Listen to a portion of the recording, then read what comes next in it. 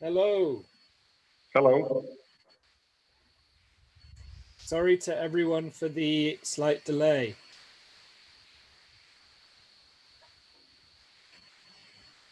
And welcome to VectorHack. Yeah. Good afternoon. Welcome everybody to our little channel here.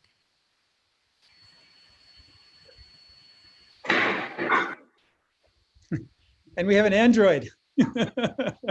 Yeah. Well, hello. This is our first day of streaming, and I must say it has been a struggle today to get this all going. But apparently, finally, it's working as it should. Derek and Chris will guide you through our daily program, and that's it from me for now. Bye-bye. I guess we're going to get going pretty quickly because we're running a bit behind. I just wanted to welcome everyone to VectorHack Festival. Thank all of the artists and speakers who have agreed to be part of this. This is a community-run festival. Oh,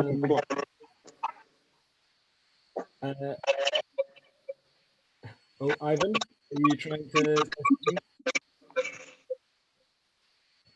I was going to say this is a community-run festival, as you can probably tell, and all the artists that agreed to join, we try and build this community over time. The festival only started in 2018, and it's still really young, but it's like comes out of a very strong community. Ivan and Derek initially conceived of the idea and then brought me on board, and yeah, it's just kind of fantastic. Hopefully we've got like a really good streaming program for you today. We've got Francesca and Tomislav's talks, and then a short panel discussion, and then some screenings of artists' works from a really lovely open call after that. And over the next few days, we've got a similar kind of program with some fantastic talks that kind of mix the history of this kind of vector-based work that uses lasers, oscilloscopes, plotters, with also new artist practice that uses the same types of tools. There's like a real media archaeological mix in there too. Derek, I don't know if you wanted to say a few words. Yeah. Again, welcome everybody to the VectorHack stream. I think for the entire world, it's been a challenging past several months, and the context of this VectorHack is quite interesting. The first VectorHack that we did in 2018 was, again, a very community organized kind of a thing in a few different art spaces between Zagreb and Ljubljana. And this time, this year for 2020, we've been doing this under the auspices of the cultural capital of RIjeka. And they had been planning quite a lot of festivities to take place in Rijeka in Croatia. And of course, with the coming of the global pandemic, quite a few of those plans were canceled. And we really had to kind of reconfigure ourselves quite a bit from what we thought we were going to do, which is fly a bunch of artists around the world to breathe together in a room and talk about stuff, and reconfigure it into something that works much more like an online situation, which you have here. So what we've done, as Chris mentioned, is we made an open call to select some works, which will take place in the screenings in the evenings. And we also invited a number of speakers to prepare lectures for us that will also be hosted online on the YouTube a little bit later on. But we're going to screen those both for the live audience in Rijeka and for you on the internet during the afternoons. And after these pre-recorded talks that the panelists give, they will be open for question and answer sessions. If you would like to post questions to the speakers, please use the chat in the YouTube channel to post questions to the speakers. And that way, Chris and I can moderate those questions, and we can bring those to the panelist of choice. Klif, are you ready to start? We're going to see two different presentations here. We're going to see the first is Algorithmic Signs, Curating Early Computational Generative Art by Francesca Franco. And then following that, From Plotter to Video by Tomislav Mikulić. Both of these participants have a very strong connection to this idea of media archaeology because Francesca is, of course, a researcher in historical computer art, and Tomislav is a practitioner since quite some time of computer art and video art. He was one of the younger members of the New Tendencies movement, which was based around Croatia. And we're very excited to have both of these presenters with us for the Q&A a little bit later on. Klif, are we ready to roll? Yes. Great. Thank you all for watching. We switch over to Francesca Franco now.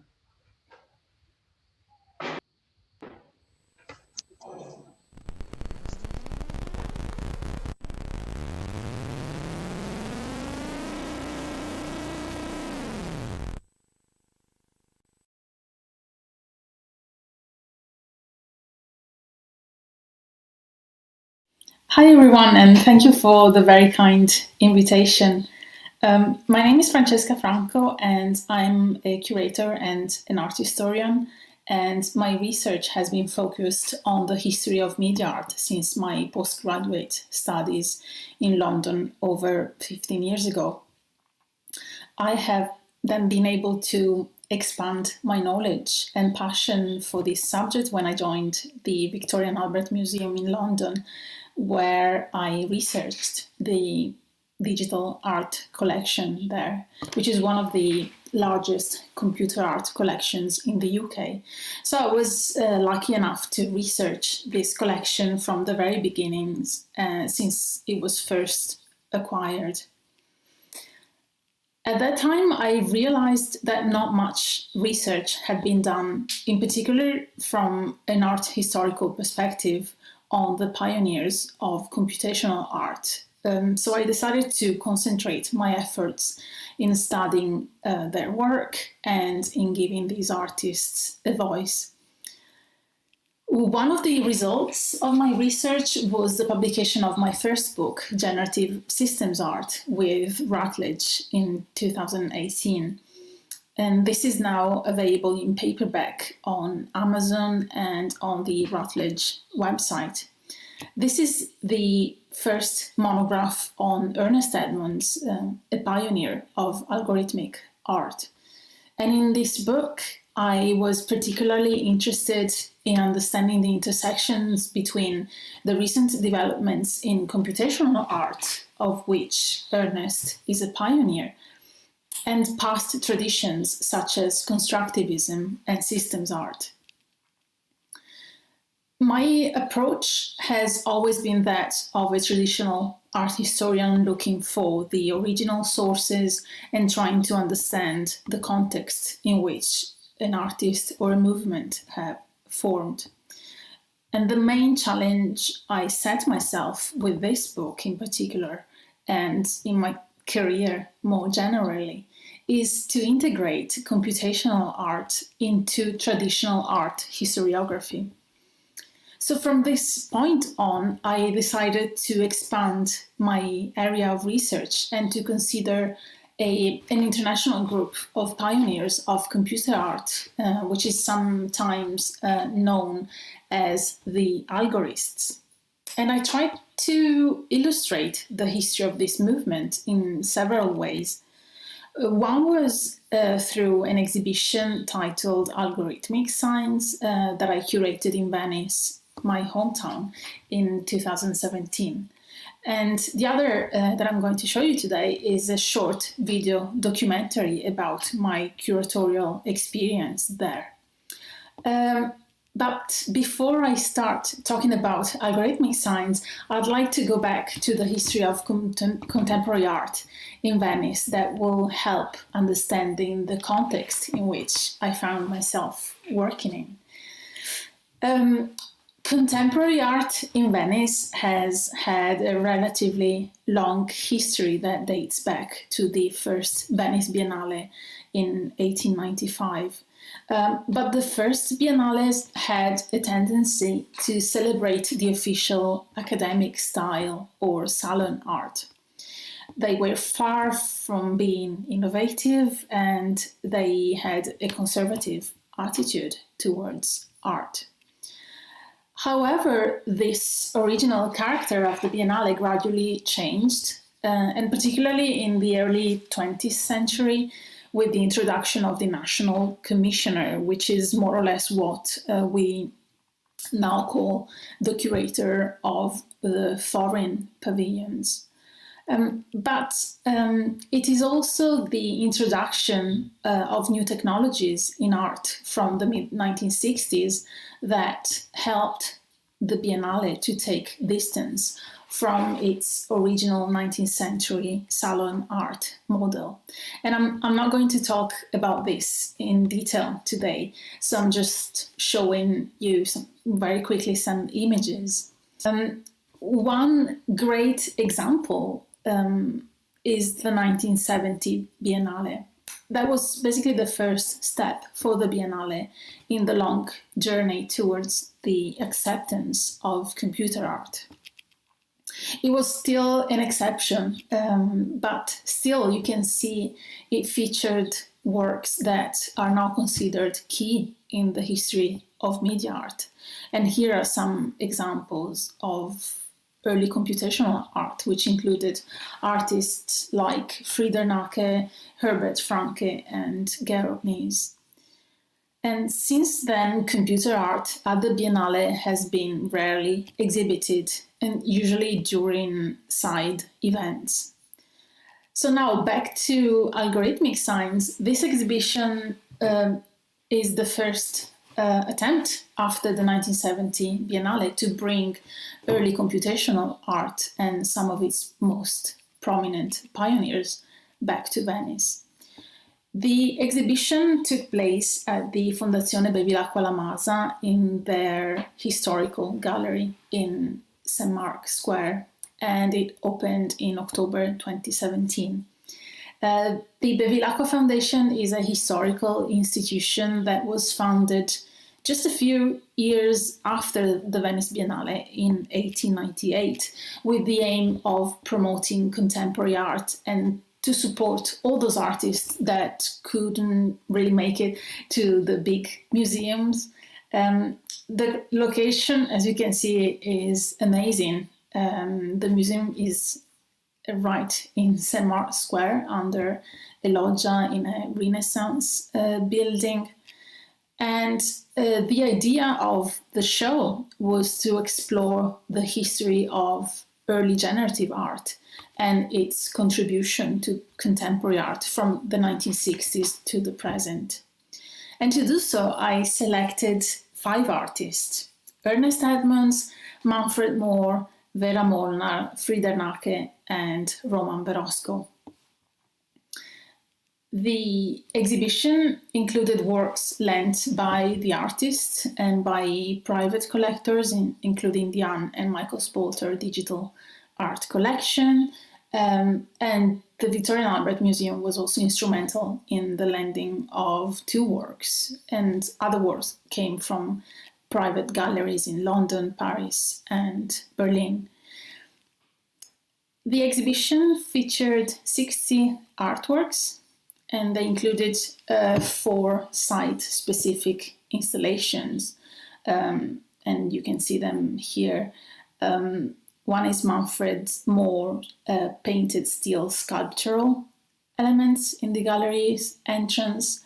Then we had Vera Molnar's installation inspired by her variations of Mount Saint-Victoire, Ernest Edmonds' generative interactive piece Growth and Form installed in the foyer area, and Shaping Space, which was installed as an immersive interactive installation in a separate room.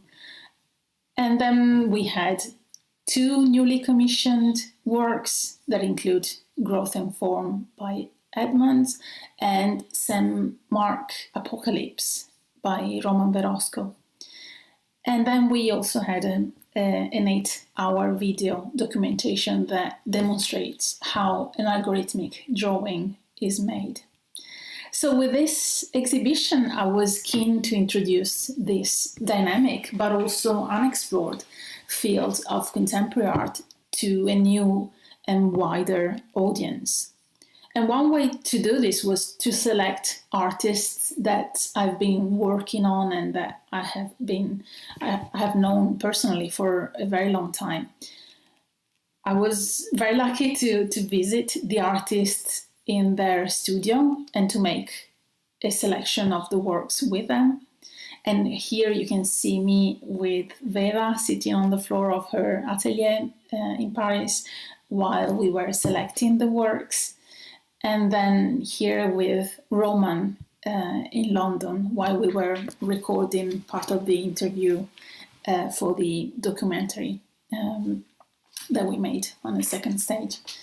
As I said, I recorded hours of interviews with them, and these, together with other documentation material, are now collected in a book that will be published later this year by Springer.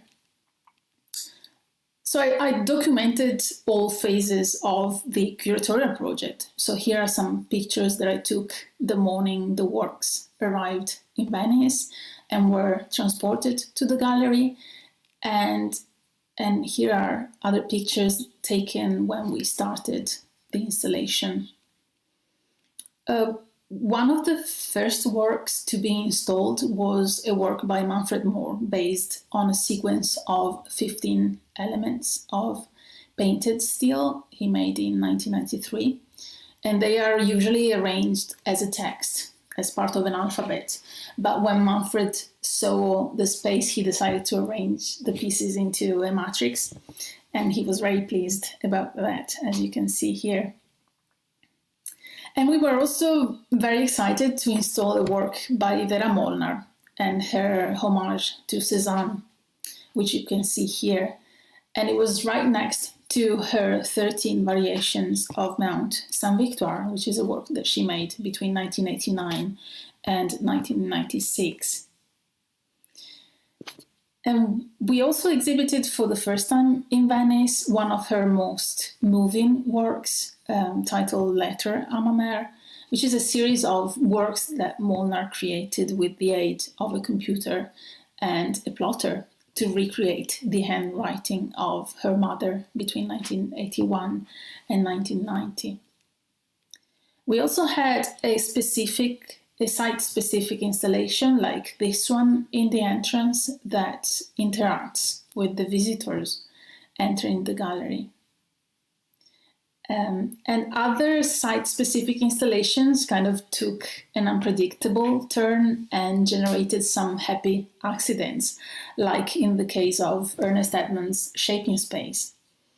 This is an immersive installation created in 2012 with the support of the Henry Moore Foundation. It's an interactive generative installation that takes data from a camera, which is directed into the space in front of two back projected, suspended perspex screens, and it calculates the amount of activity in front of it. So this data is used to modify a set of rules that are continuously updating a pattern of colors on the screens so that the work develops and changes over time.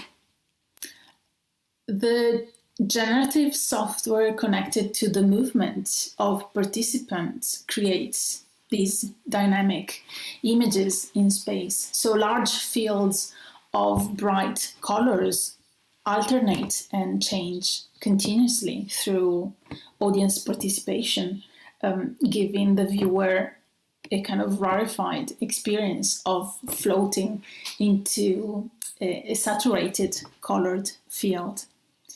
And because of the shape of the room where we installed the work, we got some unexpected reflections on the wall passing underneath the perspex sheets.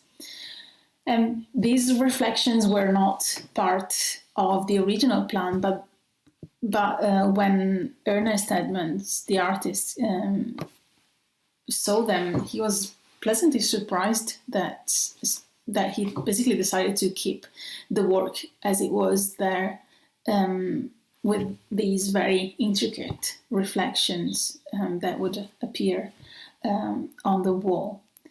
And because I'm so obsessed with documentation, we actually published very recently an article in a form of interview between me and Ernest Edmonds, where we discuss the various iterations of this work in several locations over the span of 6 years, and it's been just published by Springer.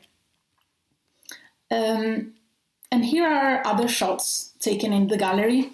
One room featured Frieder Nacke's algorithmic work, and I am particularly pleased that we could bring one of his most celebrated works, Matrix Multiplication, back in Venice after almost 50 years since it was exhibited at the 1970 Biennale.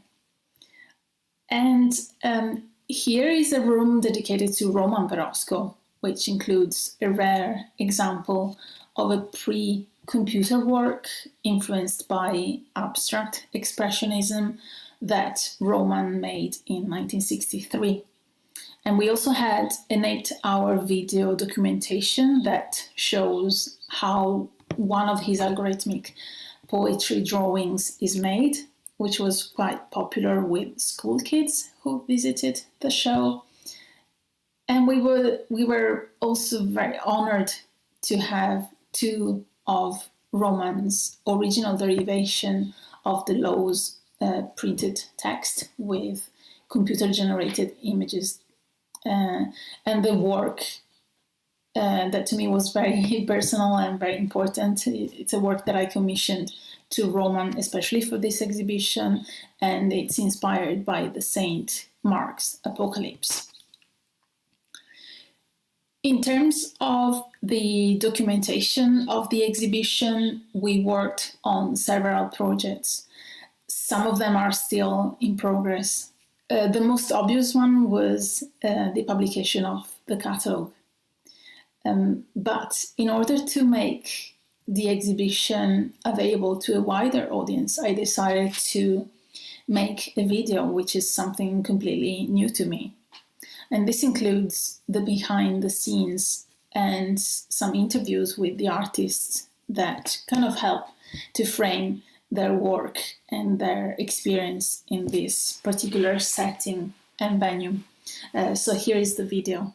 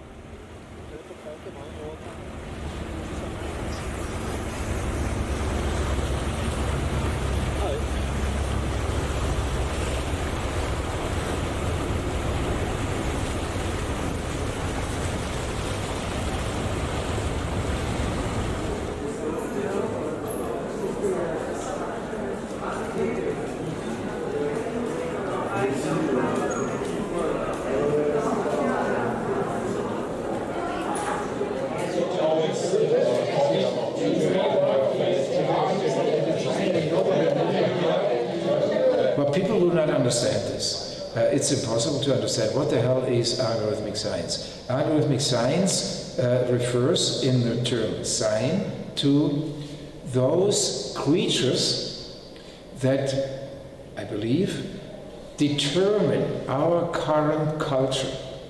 Our culture is no longer determined so much by things, much more by processes, however by processes of a semiotic kind. Semiotics, the field of science. So our life has become more and more determined by sign processes, and taking this up in the term algorithmic sign, in the title of this exhibition, this to me is, at least implicitly, a clear signal a statement about what the things shown here in static ways, most of them, there are a few moving, these static images show a principle, I believe, a principle that in itself is not so important. When that principle is put to movement, then it becomes important. If I was writing a novel, in that novel this exhibition would appear, and it would appear as the last of its kind, computer-generated pictures on walls of a gallery, whereas outside we would see also computer-generated pictures, however moving, dynamic, projected into passages of maybe onto these Venice buildings, no? Destroying them, but only by light. No? They become the carriers of new sign processes. That is what I believe the future of these images will be. I originally come from abstract expressionism, so I had nothing to do with the computer or whatever. And also from music. And music is sort of my biggest influence. And since music is abstract, my visuals were always abstract. So I was never interpreting the world, I wanted to create a world. So I always had the idea, how could I rationalize my thinking in a way that I know before I start what I want to do.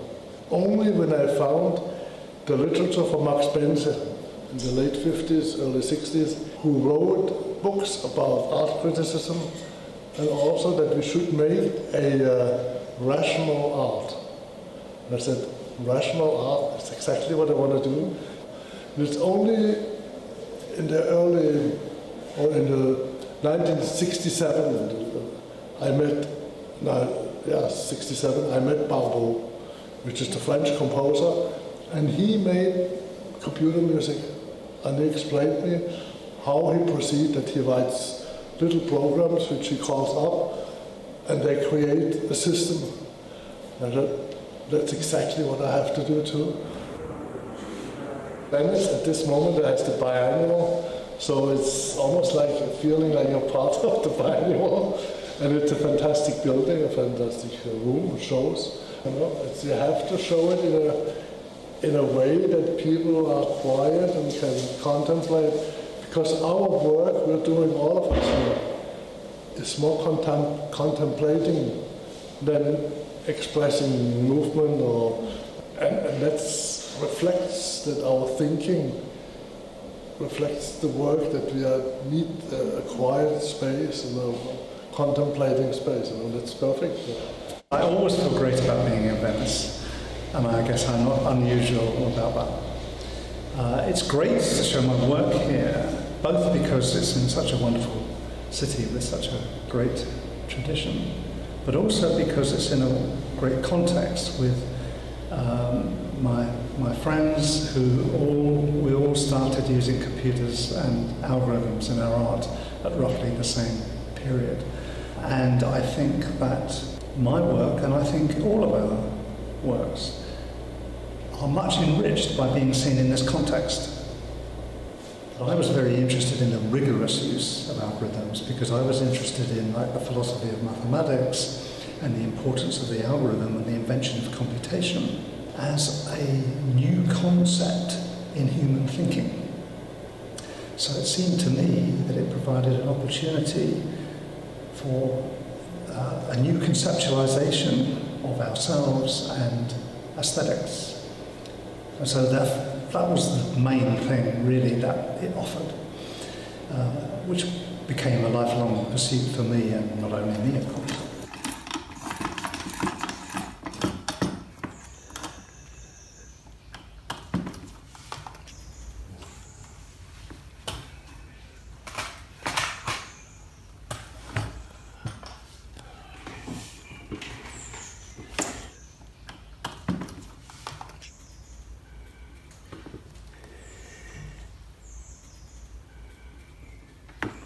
There is one I prefer there it is in order. And my idea is, I intend to make a publication of these things, to make 9 little pieces of toile, builder, canvas, and you can change them. So if somebody buy it, he has to sign a paper for me that at least every month he will change the place of the, not to let it so.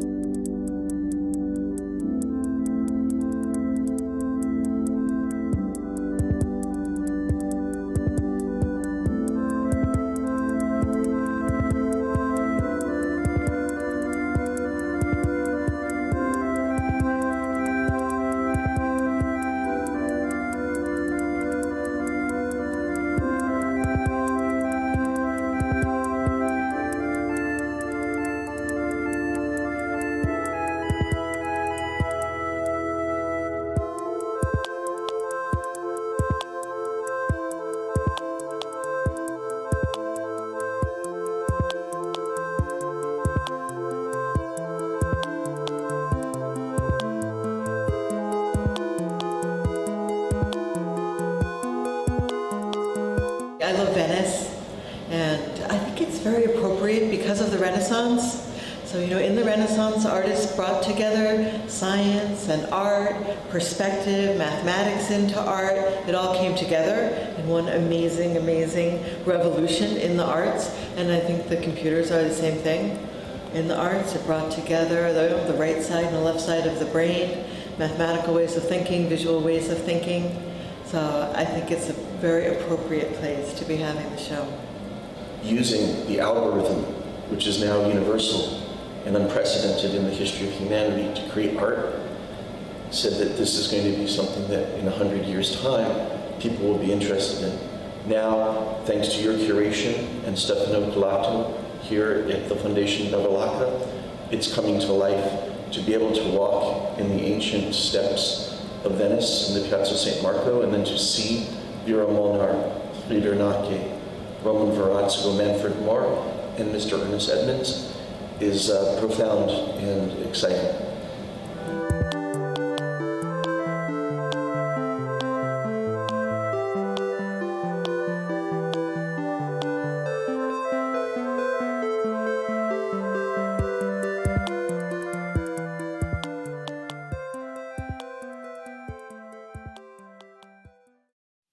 So this video is also available on YouTube, and this is the link, but you can simply look for Algorithmic Signs in the search box and you should be able to find it.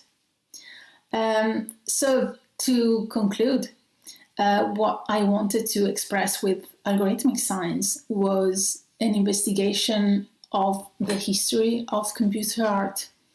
It was a way to explore the most recent developments of computer art made by the very same artists who have pioneered this field over 50 years ago. It was a way of giving them a voice, but also a way to introduce this highly overlooked field of research to a new audience.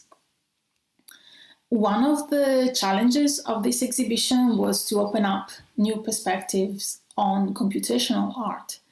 And I think this is something that connects really closely to what you're doing superbly at Vector Festival. The works that featured in Algorithmic Signs reveal how human thought could be amplified by machines and could raise our consciousness to a higher level of comprehension, both intellectually and visually. And they capture the spirit of the time, but at the same time, they show how this field is still alive and kicking. So thank you very much.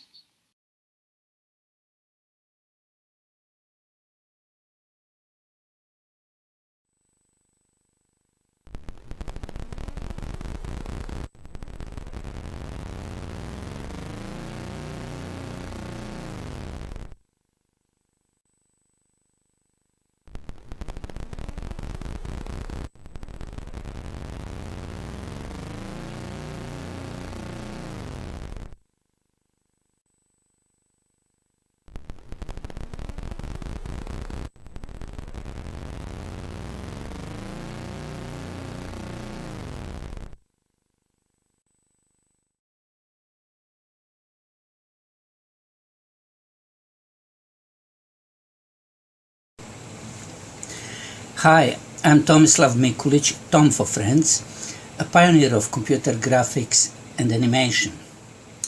I started doing it in last grades of high school. That was around roughly 1969, 1970. And they offered us a course in Fortran, the computer programming language. It was voluntary. Hey guys, who wants to learn how to program computers? That was so attractive because we have never seen computer. We didn't know much about computers. From newspapers we knew these are machines that can do anything. Actually, we still remembered in those days that computers were assisting flying to the moon, taking man to the moon. So that was so interesting, and I enrolled. So we started with writing programs on the paper, on the sheet of paper, the printed form, simply because computers were rare. Time of using computers was so expensive, we couldn't afford to go and work on computers, our exercises. So our exercises on paper, professor first checked, and he practically found what's right, what's wrong. He was compiling manually our programs in front of us on our desks.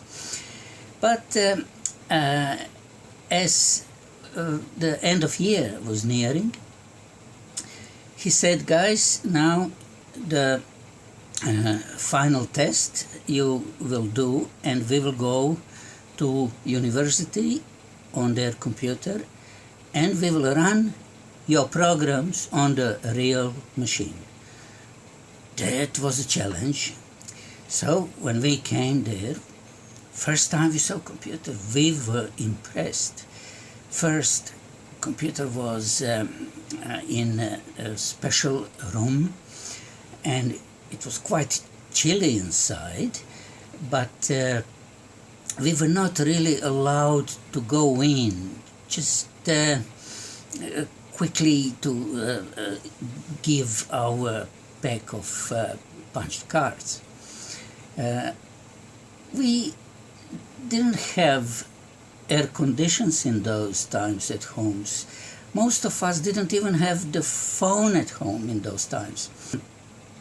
We had to leave our packs of cards, and we had to wait until each program was executed, and we got lists with either good results or some errors that we needed to correct.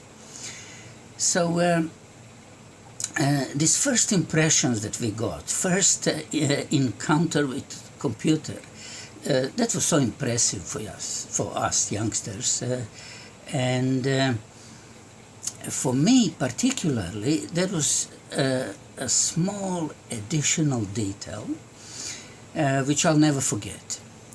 on a bench of computer, on the top of computer, there was a machine that looked like a drum, and they called it plotter. So I've learned that's the machine that can draw.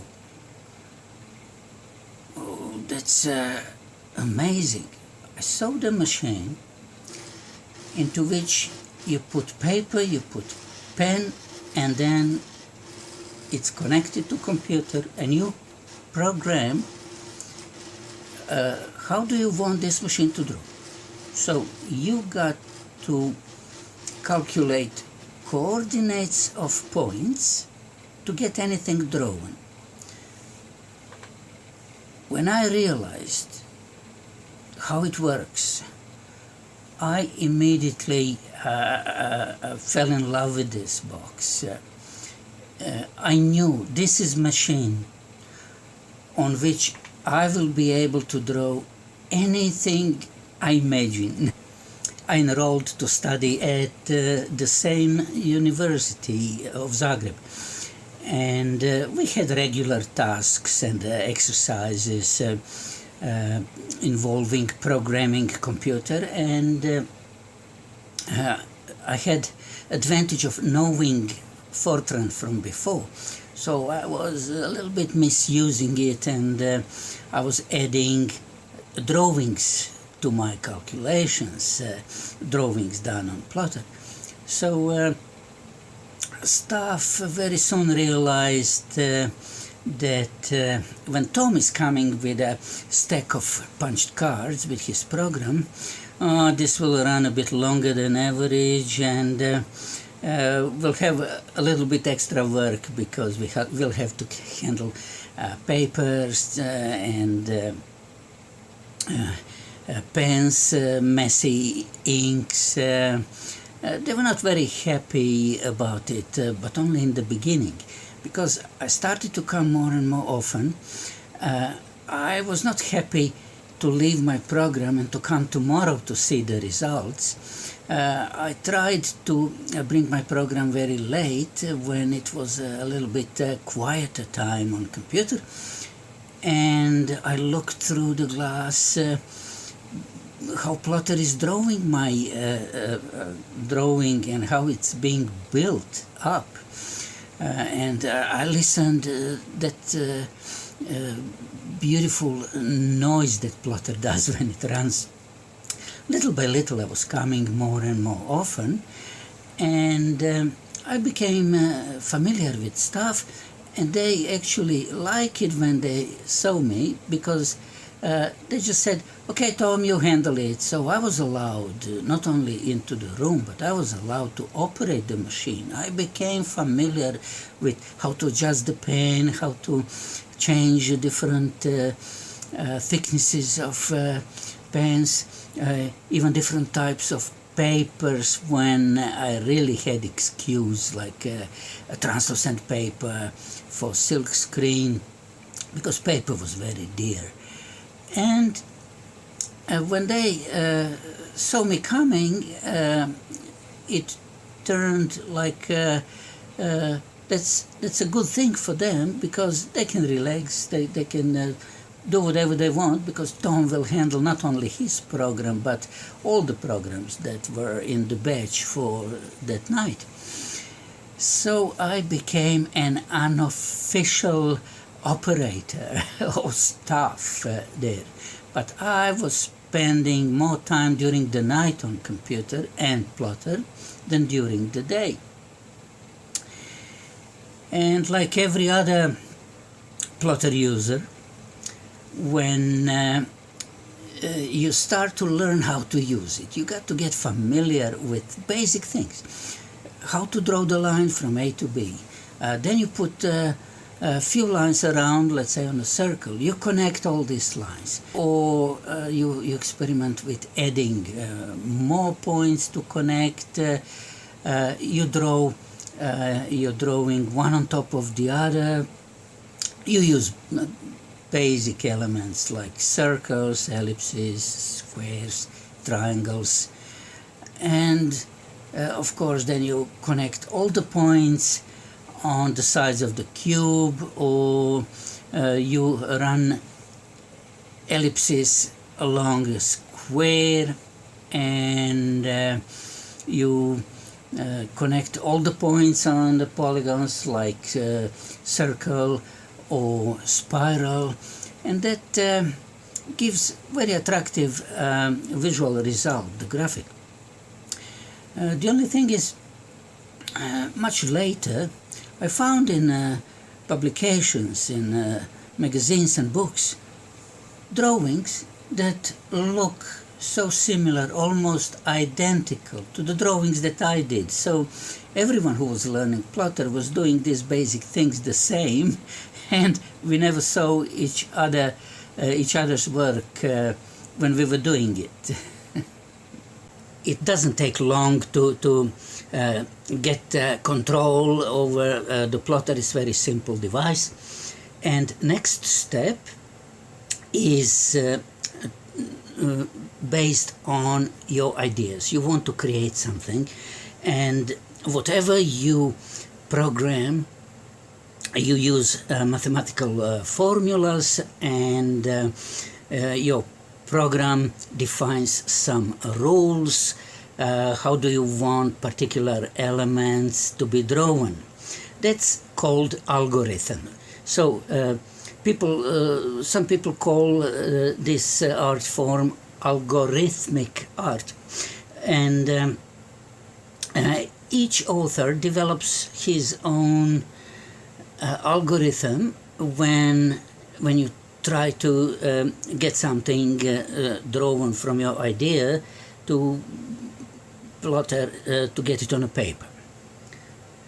The most common algorithms were actually handling distribution of some geometric elements or distortion of some elements. For example, you got the regular grid, and then you apply a distortion which can be based on a sine curve or random numbers, and also distribution of elements, like you draw triangles, squares, something simple, and you define how do you want them, they are bigger if they are more in the center, or they are bigger if they are on the top of image or bottom, or they are distributed more dense in some area, or dispersed in the other way around,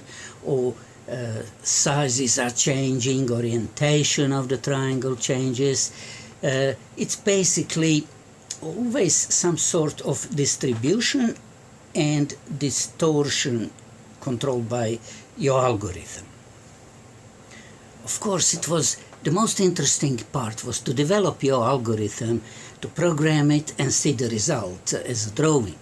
But there were algorithms that I saw in magazines, and one of very popular algorithms was, they called it bug problem. The bug problem is very, very simple mathematically, but looks nice, the effect, because it can be used on different polygons. You can use it on triangles or hexagons, or on closed polygons, open polygons, lines. Basically how it works, for example, if you got a square and you draw a line from point 1 to 2 to 3 to 4 back to 1, and then you got 4 bugs in each point, and they crawl same amount of distance, and then you got new 4 points where these bugs have crawled away. So you connect new points, 1, 2, 3, 4, back to 1, and then again you repeat the bugs crawling on new lines. So each set of your new points sits on the lines of previous point. So your square will get smaller, smaller and smaller, and will rotate. So at the end you got a nice spiral of the polygon with which you started. Now, if you combine these polygons next to each other and you share their points, you got incredible shapes that you don't even see that it's the bug problem algorithm, how beautiful it looks. One of the most interesting algorithms that I developed for my ideas is morphing. So morphing is rather simple mathematically, but I think the effects that you can achieve are the most attractive. So the morphing is defined very simply by keyframes. So if you got set of coordinates of the starting frame and set of coordinates of the target frames, you just need to calculate in how many steps you want to divide the distance from one coordinate to the other coordinate. And then of course you can do it linearly, so you get mechanical robotic motion, or you can calculate the division between coordinates non-linearly, so you got acceleration, deceleration, or you can put rotation in it. You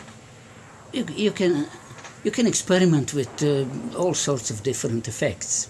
I found interesting that if I use the same set of coordinates, so the starting keyframe is identical to the ending one, but I just change the starting point. You always get in a set of points, you got first point, second, and so on until the last point. Now, if you change the order, so first point is not first point anymore, but you shift it somewhere halfway through, and then you morph the same drawing into itself, it does very weird animation, very interesting.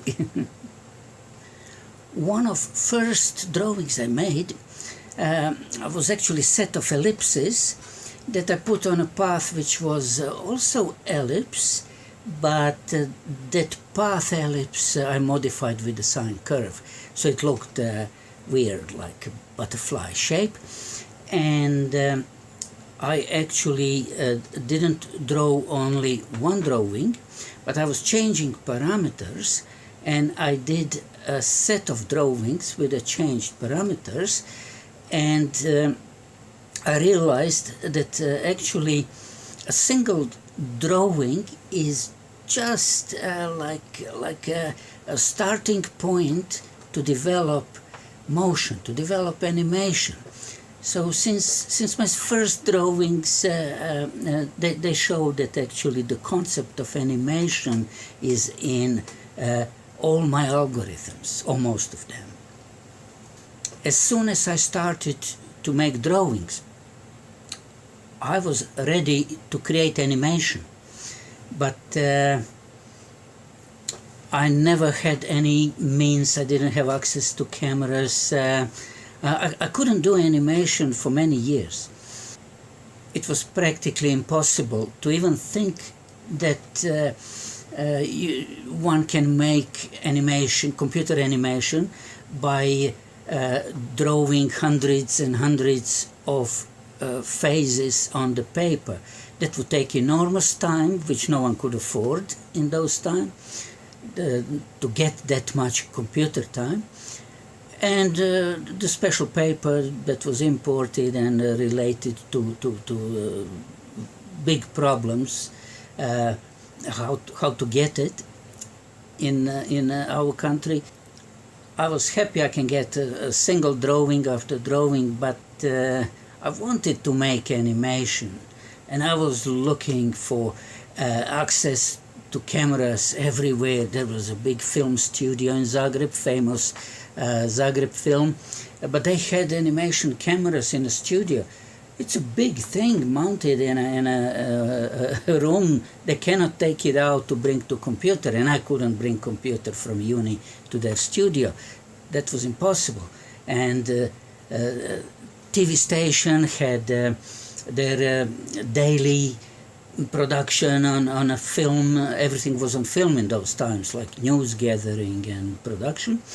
And they had cameras, but none of these cameras was capable of doing animation. So I really had to wait the moment when this may happen in future. I made an interesting drawing which was shown on my exhibition. I call it multi-layered animation. And it's a drawing, it's not animation. But the interesting part is it's like a chart, it's like a diagram of animation, because I showed different layers. Like on the first layer I had elements that were animated. In the drawing I showed that elements would be animated from a center to the edge in one way, and then on the next layer I would put different elements that are animated from, let's say, one side to the other side, but these elements were already sitting on the elements that are animated on the previous level, so adding level on top of level, and each is sitting on the elements of the previous one, was an interesting concept, because animation is also built that way, that let's say elements in one corner are animated by particular vertical rules to the corner of different layers vertically. So multi-layered animation controlled horizontal layers and vertical rules, principles, algorithm for animation.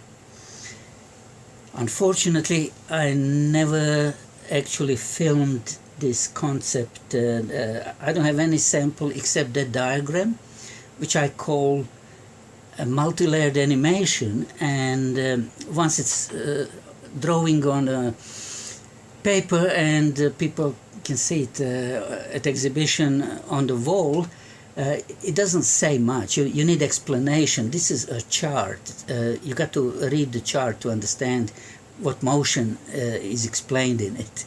If you draw a circle today, you don't think about how to generate circle. You just select from menu, click, that it's there. Math involved in calculating points to draw circle is based on trigonometry, sine and cosine functions. In those times, in 70s, the computing power of machines was so poor compared to today's. And if I had to draw 200 circles that were placed on a curve which was modified by a sine curve, that was the most demanding process for the processor, and that would take forever. So I had to work out the way how to outsmart the machine. So practically, I first calculated a circle. I calculated it once, I stored it in memory, and I didn't have to calculate 200 times the same thing. I was using calculated data, and I just manipulated with resizing, repositioning, so that's all plus, minus, move here, shift there, or it was a little bit tricky if I had to stretch it to get ellipse out of circle, and then that ellipse was rotated as it was going along the path to follow the angles. Nice example of pre-calculated circle application that I developed is the drawing which was used for restoration of old town hall in Zagreb. That was magnificent project in 1972, and world-known architect Andrija Mutnjaković, he was the author of the whole project, and he did magnificent job. I'm proud that I provided a computer drawing.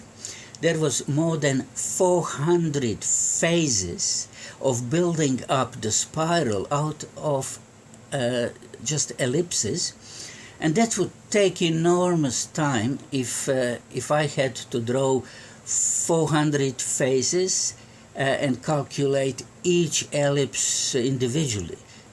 Pre-calculation saved a lot of time, and on top of that, I didn't draw 400 drawings. That would have a lot of redundant data drawn, enormous time spent. So we were photographing one drawing as it was built, but I had to develop the system how to pull the paper temporarily from the plotter, take a photo, push it back, and add another ellipse, and then again the same process frame by frame. It worked magnificently. The effect today, when you see the hall in the town hall, is just fascinating, because it looks like science fiction ambient, and that was made long before Star Wars or Star Trek. It's unique, very, very unique. Drawings on plotter were mainly based on geometrical forms like circles, squares, lines, sine curves, things like that. If I wanted a figurative motif like a face or a tree or a bird, we didn't have tools, we didn't have a digitizer or scanner. It did not exist in those times. So I drew on the paper a profile of a human face, and then I used the semi-transparent grid paper. We called it millimeterski pauspapier. So with the use of grid paper, I had to count millimeters by manual digitization to get a drawing into machine. So once the data was recorded and stored in a machine, I could do things whatever I wanted, like making a trail or morphing. Morphing was very interesting.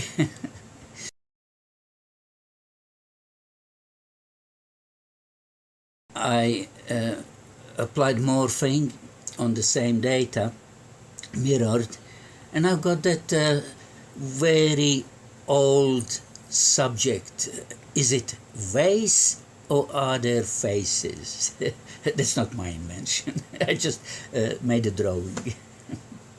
I also did manually digitize a photo, famous photo of poet Walt Whitman. This is the drawing that took the longest time to be drawn during the night at that time. Hours and hours. Random is a very interesting function, and I was using it quite often. Experimenting with random function, I realized if you use 10, 20 random numbers that computer generates, they look like, it's like a bingo, 3, 12, 16. But when you use a few hundred random numbers to put like small little bits in the order which depends on random number, I was so surprised. Look, this random number is predictable. It repeats in a pattern. So it's not really a random number like what we today have. It was called pseudo-random number, and I never realized why, because it was not really a random number. It was generated by some functions, or whatever defined it, was actually a repeated pattern.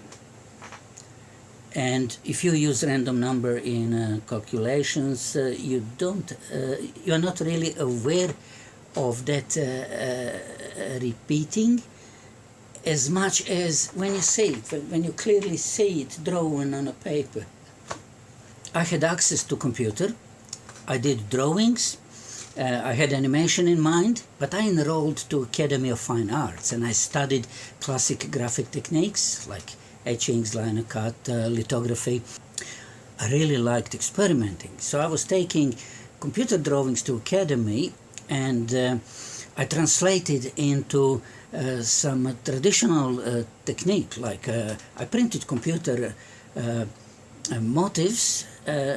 My plotter drawings I printed like etchings or lithography, and I did drawings on a lithography stone at Academy, and then I took that to computer and I tried to mimic. That was much more difficult because it needed some algorithm which would look like the starting graphic, which would represent the basic idea, but it would look so different and so very interesting when you compare them. Plotter is actually a rather restrictive machine because you cannot draw anything but lines. So you got to draw line from here to here, and you build your drawing made of lines, and your line is always of the same thickness, depends on the pen you are using, and it's always same color, depends on are you using ink or ballpoint or what kind of pen you are using.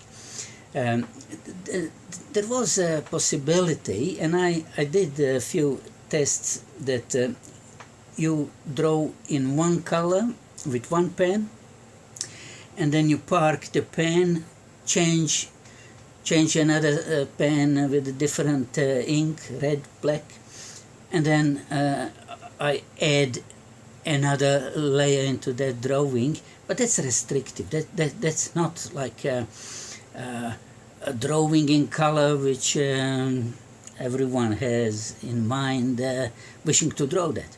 When I was student, I built my own silk screen printing machine. It was improvised literally in a kitchen. When everyone went to sleep, I was working on my graphics.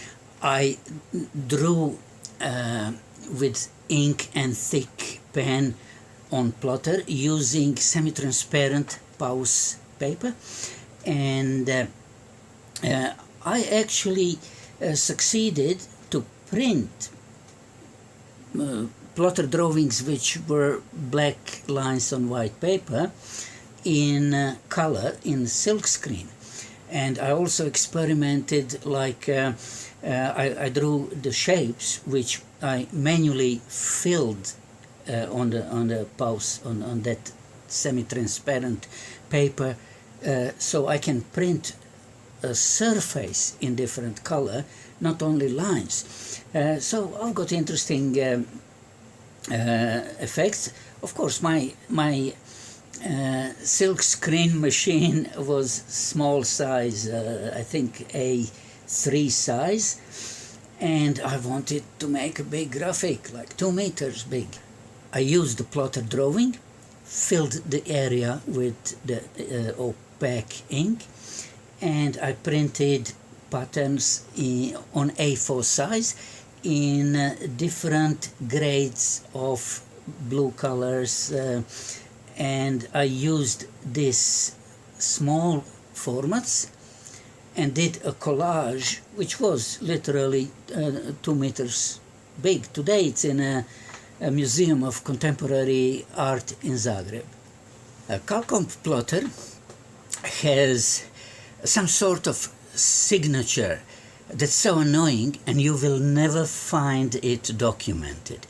you wait a long time, like half an hour, 1 hour, or few hours for very complex drawing to be finished. And just when you see the last bit done, you wait for pen to move aside to the margin so you can pull the paper out. And plotter does not lift the pen. For some reason, it just draws the line across your complex drawing and destroys it with a straight line. There's no help. You got to repeat it and just hope that it will not happen next time. When we started to use terminals, that was a big change, because terminals had so many advantages. Finally, we could talk to computer in real time, so we didn't have to wait next day to see graphic programmed the day before. And working in real time means we could edit instantly, so if we wanted to do changes or corrections, we can just do it on the spot. And the speed of generating a graphic on terminal was fantastic. It took seconds to generate a drawing, not minutes or hours. These features changed the world of computer graphics very drastically. Little by little, we were using terminals, not plotters anymore. But terminals had also a drawback. They had screens which were refreshing, which means it's like a television screen in those times, CRT, the tubes. The beam scanned the screen in front and a drawing was blurry. It was never sharp. The only graphics terminal to my knowledge that didn't work with refreshing was Tektronix graphics terminal with a storage tube, which means beam drew the lines and it didn't have to refresh. The drawing stayed there all until you erase it and start another drawing. This is the method which I used to create animation. I used 16mm film camera and shot frame by frame drawings of that graphic screen. The film was black and white, and we took that black and white film to a photo lab, and they did coloring with color filters, and they put multiple layers on top of each other. Or in Video Studio, we could combine multiple layers in different colors. Even we could mix animation with a real shot, with a video camera shot, like dancers, actors, and this sort of things. I filmed my first animation in 1975. It was actually a set of different sequences on a roll of black and white film. One of these sequences I've sent to Film Lab, and they used color filters and put 3 layers together, and I named this film Random. This is the first computer animated film ever done in Croatia. This new technology affected us artists in another way. We used to draw graphics, and plotter was actually drawing on the paper. So we had framed drawings on the walls, we could have exhibitions, we could show people our artwork physically in the galleries. But now we got terminals and slides and films. You cannot hang it on the wall, you cannot have exhibition in a traditional way. So I had few solo exhibitions, which were actually projection nights. So I had a multimedia projection of a lot of slides, I had projection of the films, and when the lights went on, their exhibition was finished. There were no artworks on the walls, except old plotter drawings. I started to make short animations for commercial production, for television and for TV commercials. It was a very quick production compared to traditional ways of making animation, and it had that new look. It was different than hand-drawn animation. And on top of that, it was popular because it was computer animation, and there was a nice demand for my commercial production. People like me who were using computers, we always dreamed how nice it would be to have one at home. And one day it became possible. Personal computers were invented, and I bought one in 1981. It was DAI, a computer which had wonderful graphics and music features. My friend, Anton Schernhorst, he was the hardware guru. He did some modifications on my DAI, and I was able to use it in a broadcast studios. And I used DAI to create not only funny things for my pleasure, but some commercial things as well. I developed animation on DAI, which became official animated opener for Winter Olympic Games in 1984 in Sarajevo.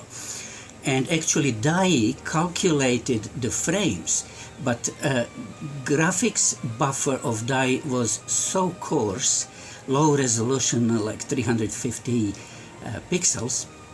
So we connected my DAI into a paint system Flare at television station and used very sophisticated graphics workstation as output device for DAI. In 1988, I got equipment and 3D software for animation.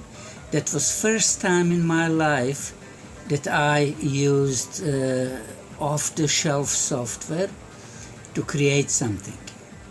Absolutely everything I created before that, I programmed by myself.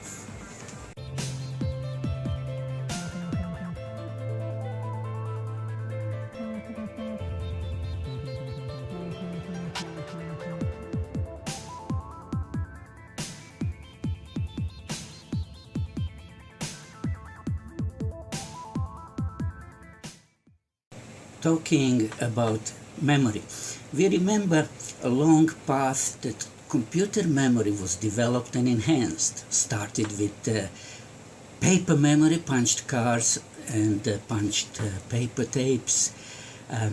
Then we had all sorts of magnetic tapes and discs, optical discs, and today solid state memory is in use. The only thing I'm not sure about my own memory.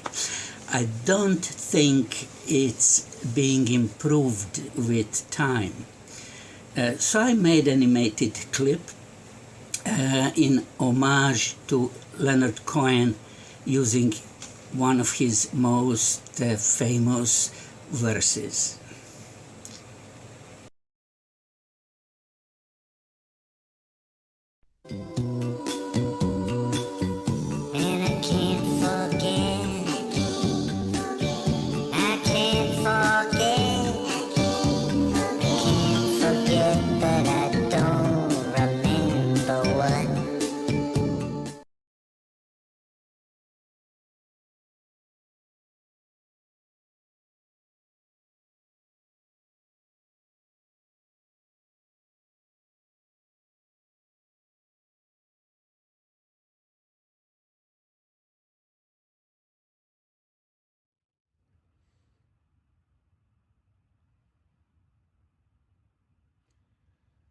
Hi, looks like we are live again. Back here with Chris King from the Vector Hack, with Ivan Klif Marušić, somewhere in it looks like a bunker in Rijeka, and Francesca Franco, who you're in London again, right? Or in where? In the UK? Yes, I'm in Cambridge. Back in Cambridge. Okay, 1 second. I need to kill some audio here.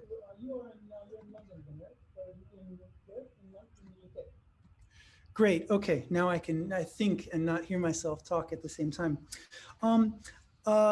And we are still waiting for Tomislav Mikulić to show up. I guess he might jump in a little bit later. So I wanted to start a little bit more. There were definitely two threads here, and it's really interesting, of course, and there's a lot of crossover. One of the things that I felt really strongly about doing, and I think we all have on the organizational side, is to connect the work of the people that you'll see, for example, in the screenings in the evenings here, with this historical context that they come out of. Because I think one of the most embarrassing things that can possibly happen is for you to think that you've invented something entirely on your own, like working as some sort of autonomous, solitary artist, reinventing painting in your studio, whatever it is. Only to discover that there's this huge long tradition of it. And I think that quite a few of the people in our program are very aware of the context. And I think that it's nice to kind of broaden that discussion out quite a bit. So there's a lot of crossover between the two talks that we just saw. Francesca is covering these things very much from a kind of an art historical perspective, looking back and finding threads and gathering people together and showing them.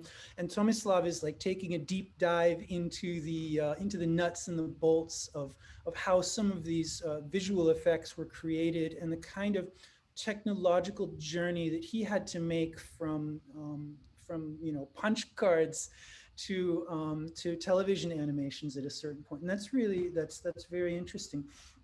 One thing I wanted to comment specifically for Francesca was this moment where Frida Naka is talking about this exhibition of drawings on the wall as being theoretically the last one that would ever exist, and that in the future we wouldn't hang these drawings on the wall. They'd be moving. They would be, shown across the buildings in Venice. And actually, that's exactly what we did yesterday with Alberto Novello, and he was in Rijeka with his laser setup and making live laser demonstrations, live laser performance on the buildings in Rijeka, which I think have a lot of historical similarities to some of the ones in Venice. So that was a nice kind of touch there. Another thread that I found very interesting relates to an exhibition that was mounted in Warsaw in 2017 called The Other Transatlantic. Francesca, are you familiar with this exhibition? No. Okay, all right. The Other Transatlantic was a collection of mainly op art and kinetic art.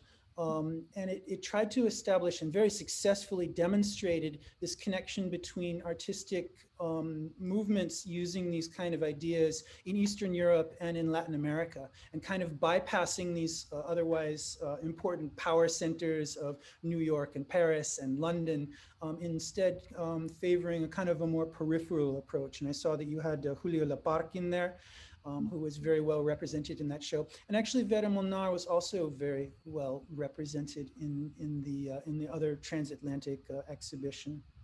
So that would be an interesting one to check out for you. You selected artists for your exhibition, not based on being peripheral. Some of them are very, Vera is based in Paris now. Roman Verasco is based in New York, but how do you see that peripheral versus center thing working out? Since that's a very interesting concept for us now in this very kind of decentralized online world. And they were working with these ideas for the first times. Yes, there's so much to say about this. So, well, first of all, thank you so much for having me here. And much for your presentation. And I'm really, really excited that I'm here with Tomislav. And I love so much his work. Hi, Tomislav. Hi. what I found in my career as an art historian in this field is that because well, one of the key aspects of it is its interdisciplinarity. I mean, it's an interdisciplinary field at its core, and because of that, I think there's a necessity of a common language. And this is what I found when I discovered the work of all these pioneers, that they all came from very different background. They came from a monastic life, from jazz music, from fine art, from logic, from mathematics and philosophy, but they all they were all joined together by the creative use of the algorithm, so by the use of the computer in a creative way. So I think this is one of the most exciting things that really caught my my passion for this field. And I think this is something that connects all of them together, despite their very different different backgrounds. I don't know, I mean, there's so many things to say. There's also this thing about the history of this field, that it's now celebrating over 50 years of history, but there is this misconception that its history started in the 1980s. So I think that my role personally as a researcher, as a curator, as an art historian, is to uncover the history of this field and to present it not only to our community, that is kind of a niche community, but also to a wider audience, to people that are not necessarily knowledgeable about the history of computer art. So this is what I've been trying to do, first with Algorithmic Signs and also with my next curatorial projects. And I think the fact that we need to find a common language, it's part of this kind of challenge. So personally, I'm trying to always find a simplified almost language to reach people that are probably computer scientists. They can be passionate about art. I personally come from a very, very traditional art historical background. So my first degree is in Renaissance art. So I'm trying to, I'm basically seeing computer art as part of the larger art history field. So I think there are all these challenges that make this field so exciting and so alive. So I don't know if I've answered your question, but I think these are points that are really key to me. I think you've answered a question I was going to ask in a way, I guess, Francesca, which is that I originally studied drawing. Me too. And so like my degree is in drawing, and now I work as a conservator with all sorts of software-based art, time-based media, so video, and of course my own passions of a kind of this sort of work, experimental vector stuff, but I see it all as like a part of this very big lineage. But I also see a lot of kind of, in my dealings with, so individually, lots of curators are very knowledgeable. And I think that's what's really interesting about your work, and the fact that you also bridge over this gap, because I see a lot of shared themes in contemporary work. But there's something about the fact that these computer works and new media, even though they share a lot of the conceptual underpinnings, means that sometimes they're set aside into separate histories and separate sets of understandings. And I think your work is doing some of the job to bridge those gaps. But I wondered if you had anything to say about the process of bridging that gap. It's a very, very challenging things to do, but it's also really, really exciting. I think one of the biggest problems in this field is the fact that it's still a very young field of research and it's under-researched. So for example, from an educational perspective, when I started my MA and then my PhD was 2001, and there were only very, very few courses available at that time dealing with the history of computer art. And from an art institution perspective, I noticed that it's been difficult for conservative and mainstream institutions to acknowledge and to accept computer art into their program. So historically, historically it's been like this from the very beginning. So for example, the 1970 Venice Biennale was accepted with great cautiousness. I mean, even its title, Proposals for an Experimental Exhibition, was like, whoa, this is a proposal, we're not doing, like, we're not, so, I mean, it's like a double layer of cautiousness there. Or for example, Manfred Mohr's first solo show in Paris in 1971 had a very strong reaction from the public. And he told me that when he went once to the Sorbonne to give a talk, they were throwing eggs at him. So historically, it's been like this from the very beginning. So, so this is not a new thing. What I discovered with my curatorial work in Venice, I mean, I was expecting to have exactly the same reaction from people when we opened the show in 2017.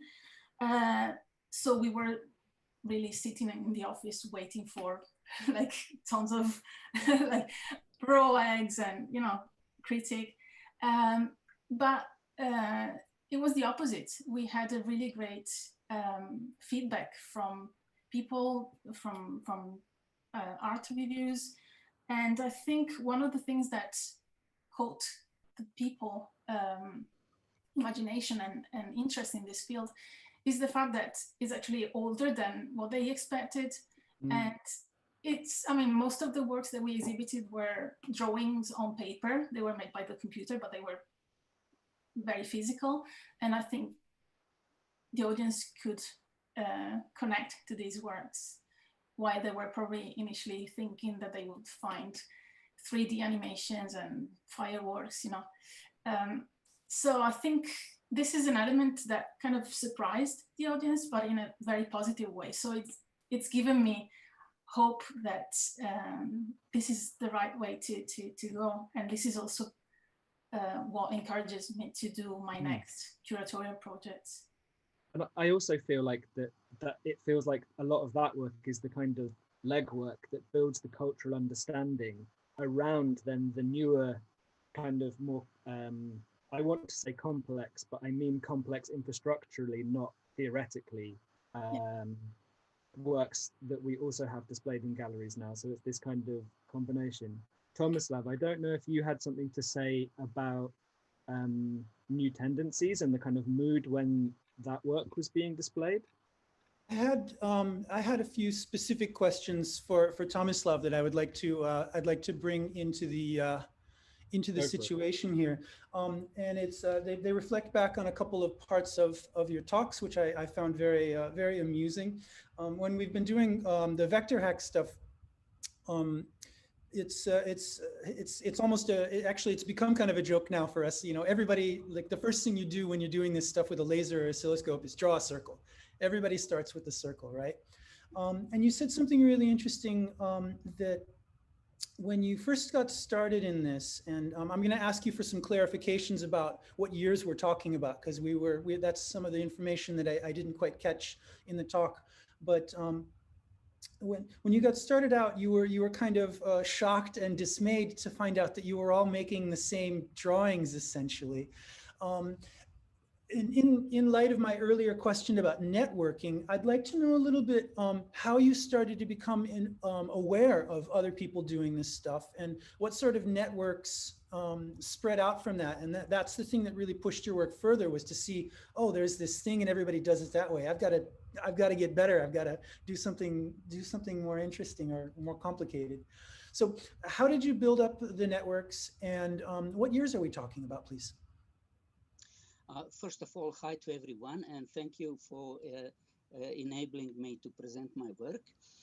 And I started with learning computer programming in 1969. And my first drawings I made in 1971. I had first works exhibited in 1972. And then in 1973, was held in Zagreb, was held the famous New Tendencies exhibition. But New Tendencies is famous for attracting artists from around the world, which had one thing in common, that they had concepts which were different than what was contemporary art. And every participant had that unique and very different concept. Like New Tendencies, you can always watch as 3 streams of artists were involved. So one was the conceptual artist. The conceptual artists had completely different ideas than constructivists, and constructivists based on geometric work like Vasarely or Gresham Pizzeglia. So it was just a natural continuation after constructivists' work. When we got access to computers and machines, it's like the continuity of the same concepts, just different tools. And we actually, it became obvious that we had 2 streams, I call it. It's not really streams, but 2 different approaches to art. And conceptual artists and I wouldn't call us computer artists constructivists anymore. It's better to call us computer artists. It was in those times started already a discussion about how to merge 2 different approaches, which were called rational and not irrational, but completely different, that wasn't based on mathematics or scientific approach to tools. So at the end, this difference actually, I believe, is the cause why the entire movement New Tendencies actually split and didn't continue, because the differences were very, they grew very big. And in those times, I got to remind you, I lived behind the curtain. So I grew up in Yugoslavia, which was communist country. We had all sorts of issues. For example, just small things. I couldn't use as much paper or type of pen that I needed on plotter, because that was, oh, how are we gonna buy it? We don't have American dollars. I mean, silly small things. And I was pioneer in the time and environment where I couldn't share ideas. I couldn't network with friends. I was on my own. I didn't even have contacts with someone who would, like if I discussed things, my ideas with someone else's ideas, that would enhance a lot, which I didn't have opportunity. So my best source, probably the only source of information for networking, was American embassy. Now you can imagine they had a library at American embassy in communist country. Russians also had, but we were so biased. And I've learned actually that computer graphics, people are doing it there, and from time to time in American magazines, I could see samples. That was fantastic in 1968. And as a student, I mean, in that situation, I couldn't travel. I couldn't buy a ticket to fly to America, or that was impossible. So I was traveling as a hitchhiker. That's something that's really 70s, only 70s. So by hitchhiking, I traveled around Europe for free. And that's how I met amazing guys. In Paris, I met Manfred Mohr. I've just heard Francesca that he was attacked with eggs. I'm grateful because if that was in 71, he paved the way for us in 1979 was a symposium on computer graphics at Sorbonne, where I had presentation, and I met Vera Molnar and Manfred Mohr and Jean-François Colonna, guys from France, and also Lillian Schwartz. There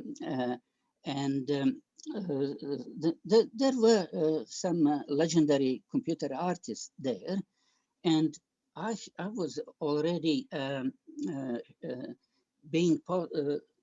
it was possible for me to present my work from a little bit isolated area to other people. And I didn't have communication with them, like how to get informations about exhibitions and where is the next place we can meet. So the only communication I had through magazines when exhibition advertised. So most of my exhibitions were over 50. They were in US and Tokyo and Germany.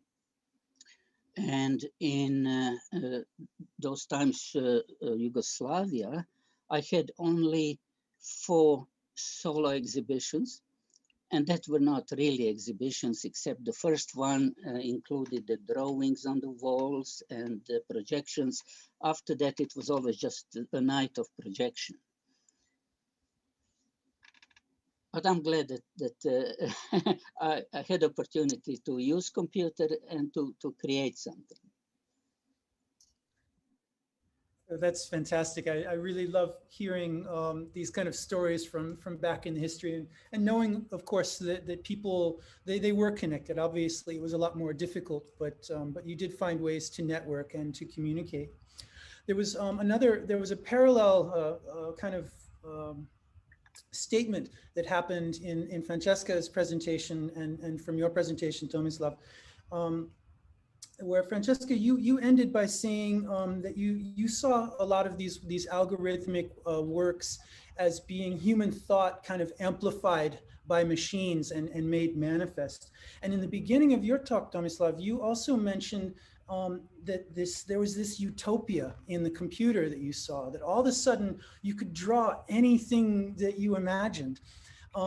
However, as long as it was made out of circles and squares and some straight lines and things like that, I find this this utopia that we place on the machine to be so phenomenal that we just imagine that our thoughts are just going to be kind of translated through it. But in all of the works that both Francesca showed and that you showed, you see that the machine is giving a really strong shape to the output, of course. And that it's not every thought that can be manifested. It's the thoughts which can be shaped through this machine a little bit.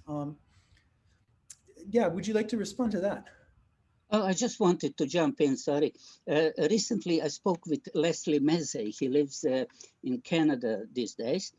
And it was somewhere in 1968 when he wrote, imagine in 1968, it was computer graphics were at the beginning, and he wrote in an article about his work, and then he stressed at the end, it's time to stop treating computer graphics as computer graphics. It should be treated as which work has any value in it. Just the fact being computer made doesn't mean anything. That was fascinating when I found how early he stated that.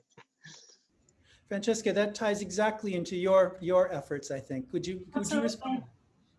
Yeah, what really, I mean, this is exactly what what really interests me, the human side of it, the creative use of the algorithm from artists that were not only computer engineers, but also people coming from fine art and other backgrounds. So I'm really, really interested in the way they explored new ways to construct and execute their work through the use of computers. So I really like the analogy that code could be seen as the paint in ancient art, and I'm really fascinated by the crafting of the code. So at the moment, for instance, I'm doing this research on documenting digital art, and to understand how the old works were created, I'm trying to learn Fortran. So Tomislav, help me.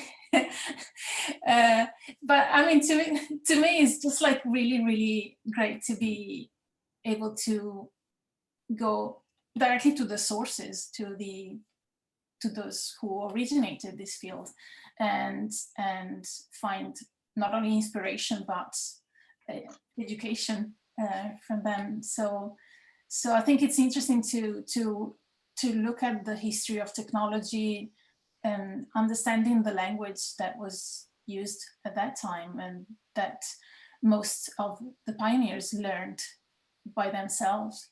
So this is one of the things that really, really interests me. So yeah. May I chime in? Can you hear me? Yes. Yes. Okay. One of the ideas which was of course stopped by COVID for this edition is that because the RIjeka has excellent museum of, it's not only museum, it's like group of people that investigates, works on that of all technology. It's called Peek and Poke. I kind of imagined that we could maybe get a terminal there and get some code from Tomislav and exhibit a machine that slowly draws these frames, of course, because of everything. And it's this big question if we could get working tech terminal in RIjeka, but still that was one of the ideas for the festival, to see how it looked in. And one private note about Tomislav's work is that I'm born in 1969, so I remember those videos, some of them from the TV, like in the evening program, we'll have a 15-minute block of his works. And it's kind of, because it was Yugoslavia, so not so many things were very special. We had good TV program, but still, like in technology terms, there were just little bits and pieces. And now when I remember this, I, for example, remember the animated logo for Eurovision that Tomislav did. It was a big deal then, I think, like the letters going in like on a sphere around made of blocks. And so there is also, I had special reasons for getting Tomislav. And by the way, I have to thank Darko Fritz, a colleague from Zagreb, artist and also curator, who basically did all the investigation of about new tendencies and Tomislav's work, and basically showed me already like everything that Tomislav did. So I just had to make the contact. But so I also enjoyed both talks very much. I have to watch them in total, because as this is first day of the festival, I cannot I cannot give all my time to everybody. But thank you very much, and yeah, well, you can continue, of course. Bye. Thanks for checking in, Klif, from the stairway of the bunker. Yeah, I still didn't learn how to mute sound in OBS when we are talking. So instead of having like a huge feedback loop, I decided to do it on stairs. There were such incredible, there's such incredible details, lush details of the craft of making these kinds of things in both of the presentations. And I'm remembering in specific, Francesca, this video of Roman Verasco's plotting machine, making these waves of curves. And I think you mentioned that this was like absolutely hypnotic for school kids to watch. And Tomislav, the physicality of these punch cards and the fact that you would write your code out and you would read it as a human being, and the human being would become some kind of a computer and find the errors, and then like the holy grail at the whole end, it was one of these programs might be able to run on the mainframe, and all this stuff, this reams of paper that come out. There's so much craft in it. And a lot of it has to do with the fact that the tools that were being used to create these works during this time were being invented at the same time as the work. And so it's not just a, I mean, we could talk about the algorithm being this computer process that happens inside the machine, but Tomislav, as you said, it's a messy process as well. There's pens, there's papers, there's cards, there's dust, there's things that, you know, fly off the printer and make weird marks on your output and things like that. It's far from just being a purely conceptual process that's kind of actualized without flaw into the world. And inventing those tools is a really important part of doing that. I think Manfred Mohr also he got very involved in programming. Is that correct, Francesca? Yes, and even more so Ernest Edmonds, which is one of the 5 artists I've been working more in detail with. I mean, he was literally inventing or searching for new technologies because of his needs in his art creation, which is amazing. And some of the products of his technological inventions are still developed today.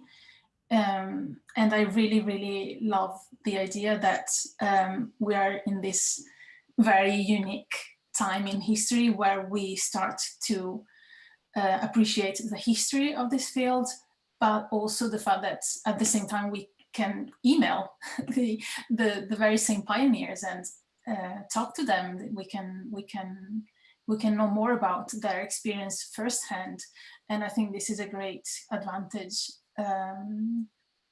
when you try to uncover this history compared to, for instance, when you do research in Renaissance art, when you can't really access to that information. So I think we are in a very, very unique time, and we should take advantage of it as much as we can. If I may, yes. Add to you, Francesca, you mentioned Roman Verostko. I think he's the only artist, to my knowledge, who is using paint brushes in Plotter. Like Plotter was invented and it's used for technical drawings, and precision and stiffness is very important. If you got a wobbly pen, you cannot come back to the same point after drawing some complex parts. And Verostko did exactly the opposite. He put the paintbrush with a soft tip, which does the curves, paints, lines. You cannot use his plotter for technical drawing, that's for sure.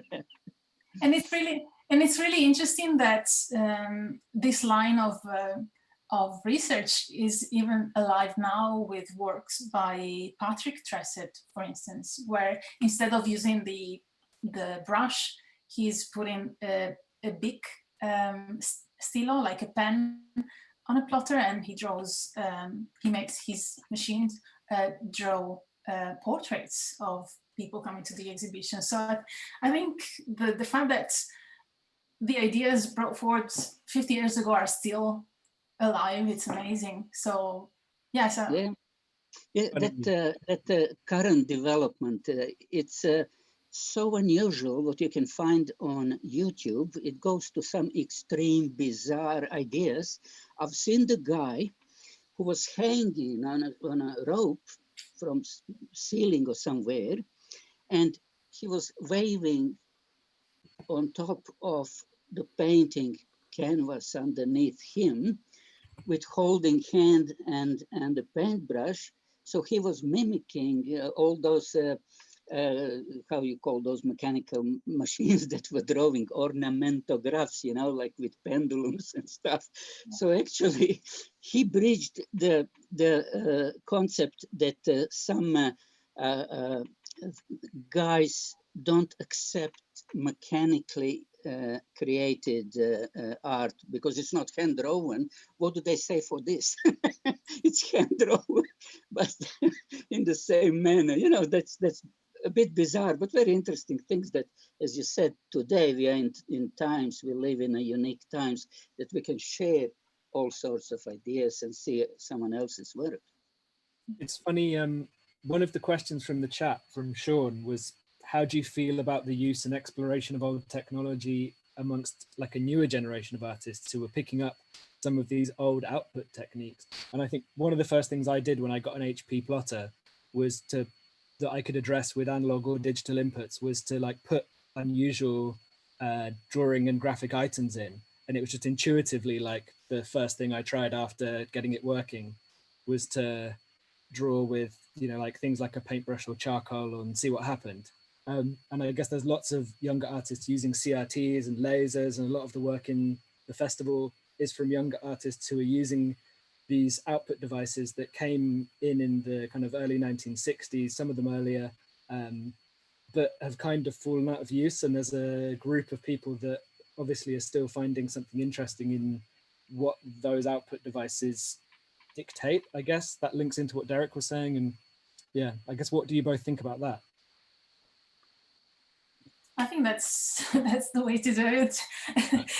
I'm personally doing the same. I mean, I'm trying to deconstruct the old pieces and try to learn how they were originally coded, and I make my own stuff just to understand how the old pieces were made.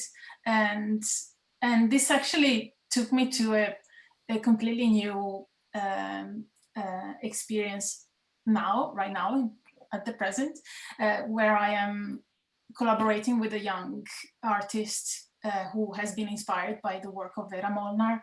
And we are working on an immersive generative installation that kind of takes documentation to a very experimental level, in a way that the work will document itself and it will document the audience participation.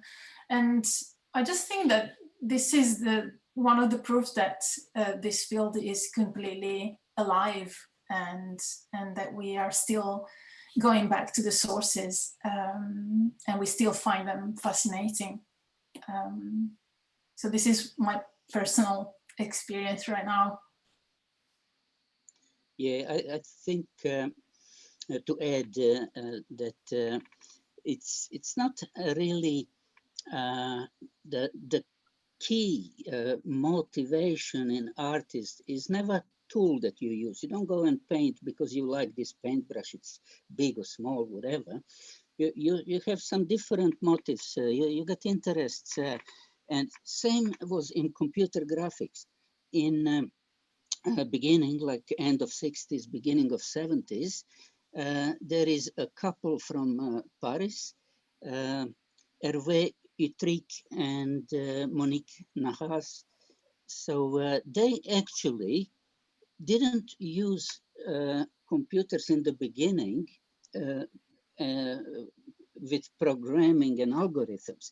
They used the punched cards, and the holes in punched cards they used as a stencils. So they painted through the holes big, like canvases. That's fantastic. It's considered to be computer art, but it was not programmed. Later on, of course, they did little by little got into programming, and that just shows as an example. A tool does not really drive you what you want to do. I remember when I had talks with some guys who were talking about new tendencies movement, and theorists are trying to find that we participants, the artists, had some driving behind us, subconscious driving as a resistance to political situation. And, you know, then they looked wider than just a communist country. They looked into 1968, you know, the students' riots and the political situation in Europe, it was boiling. And anything to put my interests in creating, I don't see really a relation like why you think I was opposed to the system. That's separate. I can talk about that. It's nothing to do with my graphics. If you are interested, I can talk hours about that subject. But I was just curious. That's different. I was not opposed to something. My curiosity always grew even more and more when I saw something done. If my drawings came from plotter, oh, I realized I should have done this. Let me try that. And more work developed from there. So it's something that I see in today's situation as well. You see the guys on YouTube, and they're motivated mainly with how to get something that they enjoy doing. That's the whole point. Yeah, and I think this connects with there is a term that I like to use, and it's computational art, because this is actually a term that includes methods that did not really necessarily need a computer. So, for example, some of the pioneers were using computational methods just by drawing with their pencil on the paper their calculations to obtain certain results or certain organizing grades for their compositions. So I think that's a really great point that you made, Tomislav, about the fact that what is really key in computer art is the concept, the idea that you want to go through, more than the actual tools. So that's a really, really great point. There's a course here in London, Goldsmiths, that uses computational. Yeah. And I really like that. Purely by coincidence, I went to the same secondary school as Roy Ascott, but years and years afterwards. And I read his book long after I knew that, like way before I knew that I went to the same school as him. But yeah, I think that's the approach. Yeah. Francesca, this actually, this reminds me of one set of images that I was looking at, which was basically it was some frames from Manfred Mohr's cubic limit, of course, where he's taking like the cube and he's just deconstructing it into each one of its component edges, basically. And pretty much at the same time, Sol LeWitt is creating these conceptual art pieces where there are also sets of instructions to draw almost the same thing. And these are happening roughly synchronously in time. And do you know if they were in contact, if they were aware of each other, or if this was kind of a moment that they just happened to have the same interest?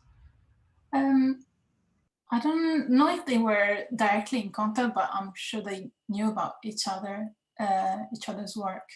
But it's really interesting to see that the results were kind of taking them in the similar path. But I also know that artists are usually in their own sphere when they work, so I can imagine them working in their own universe. But yes, it's a really interesting point that connects all these dots together. I don't know. I mean, to me, it's really interesting to see this development, and even going backwards to constructivism and to and the fact that many pioneers that I met, they were, I mean, through the interviews that I recorded, it was clear that they were all influenced by constructivism, Malevich, Sonia Delaunay, and they were not probably talking to each other at that time, but those were really strong influences in their work. So I think this is really interesting from an art historical perspective, finding all these dots that join together now. So this is really, yeah, interesting to research. So sort of to go back and find what the Geistzeit was at that moment that brought these very disparate people towards surprisingly similar results at times. Yes. Whether it was, of course, there's the capabilities of a machine or the capabilities of an algorithm that might drive you towards certain results. But of course, if those machines and those algorithms are simply tools to create things, then there's also conscious choice that's guiding those. And that conscious choice comes from sets of social influences. It comes from a shared art history or a shared source of resources of knowledge that they might have been drawing from. So it's all really, really quite fascinating stuff. And it's what I wanted to get to a little bit when I asked about networking. Like, where does this stuff come from? How do these discussions happen? What sort of information is exchanged in these discussions? So I wanted to bring up one other thing, and then actually I would like to turn it over to Chris to bring in some audience questions. And it comes to this this idea of working in real time that Tomislav, you were talking about. When all of a sudden you can work in real time, it's like this thing. And I remember compiling some quotes by different artists, different computational and computer artists for some texts that I was writing. And I found that, for example, John Whitney Sr., Manfred Moore, and Larry Kuba all have these horrible adjectives to describe this process of working in non-real time, you know, where they had to like think about how a picture would be drawn and then render it and then photograph it and then, you know, render the next one and photograph that. And they use words like awful, painful, difficult, agonizing. The introduction to Manfred Moore's cubic limit, I think he even has a text in the beginning of it, the version that's presented on YouTube, which says that this was just a really horrible way to work, this way of having to think about each frame and wait till the next day to actually see the film and stuff. So these limitations of the medium certainly do make an impression on both the creative process and the results that come out of it, which I find very interesting. So. Yeah, John Whitney Sr., he once said very nicely, imagine a pianist, a piano player playing his tune and coming back tomorrow to hear it. That was like what we were doing. Come next day to see what you've done. Yeah, that's a lovely way. That's a lovely way to put it. Yeah. I have to say personally, I'm just pleased as hell with this discussion, and that we can kick things off with this little glimpse through some history.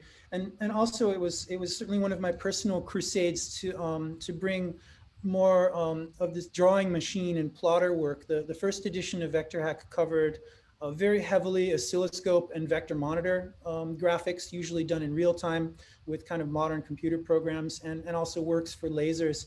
And I always saw that the missing link in this whole thing was that we hadn't covered these vector plotted drawings. So we've got that one, and we've got more coming. We've got James Nolan Gandy. We've got Heinrich Heidersberger, who's also going to be talking, someone else is going to be talking about Heinrich's work. So, but working with these, working with different systems of drawing machines that aren't, you know, screen based, let's say, or laser based. I think Sorry. I think Scooby, in the process, he told me in the process of finishing his talk, has maybe dug out some hand-colored harmonograph works from James, Ben Leposky. So there might be a couple of like cool reveals in that talk as well. Some never before seen computer art history. Great. I would say, Chris, you've been compiling some ideas from our wonderful audience in the chat, and I don't know if Klif, you have questions from the audience in RIjeka, but this would be a good time for those. Okay, I don't have questions from audience from RIjeka, and I'll have to leave you. No worries, Klif. I will check the rest of the discussion tomorrow. Thank you very much, and to the viewers, make sure to tune in to the tonight's screening program. Ciao, Yes. bye, and thank Good you, luck, Francesca and Tom. Thank you very much. Thank Bye. you. Bye. How do I leave this? Okay, leave.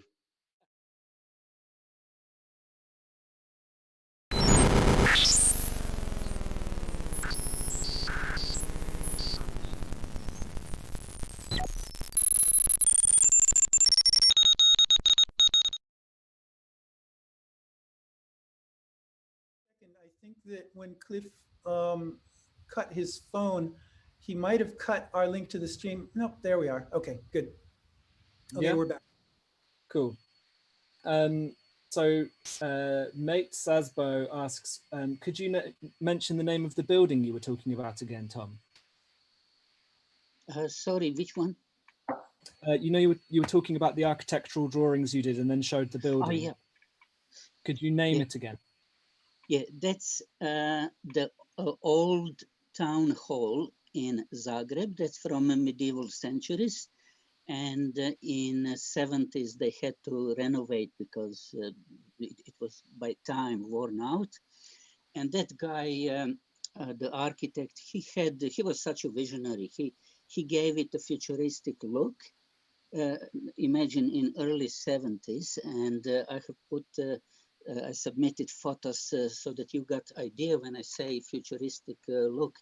When you are in that hall, and that hall was used, and even today is from time to time being used for parliament meetings.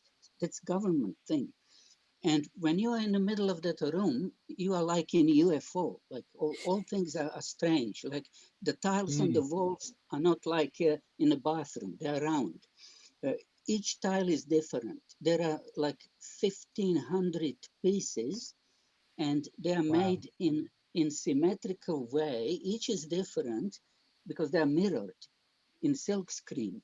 They were individually done. That was incredible project. And the ceilings and parquet floors, they were all generated by computer. I was in a team, my friends were working on different parts of that project. It's magnificent. Next time I'm in Zagreb, I have to go and see this. It sounds incredible. Yeah, get someone to organize it because it's not open, like you cannot just walk in whenever, but you can get in and see it. Yeah. I'm coming to as well, Chris. Yes, it sounds good. Well, hopefully in happier times, we'll be able to do this all again physically. Another question I had from the chat was Hades Box Q asked, Tom, could you speak about the advantages and disadvantages of Cartesian versus polar coordinates? That's quite a technical question. Look, I don't know if there are any advantages or disadvantages, but... Yeah, I'll tell you, there is no advantage or disadvantage. If you need to spread hundreds of, let's say, circles, that's the easiest to explain. Yeah, if you generate one, of course you will use the simplest formula, which involves the least calculation, and whatever coordinate you define, we live in Cartesian. We don't have hypothetical things except Manfred. And Francesca would know, if you talk with Manfred more about his cubes, he lives in a different dimension. I enjoyed listening an hour about how he gave his cube's sixth dimension. Yeah. I regret I didn't record. I should have taped this just to go through and understand better.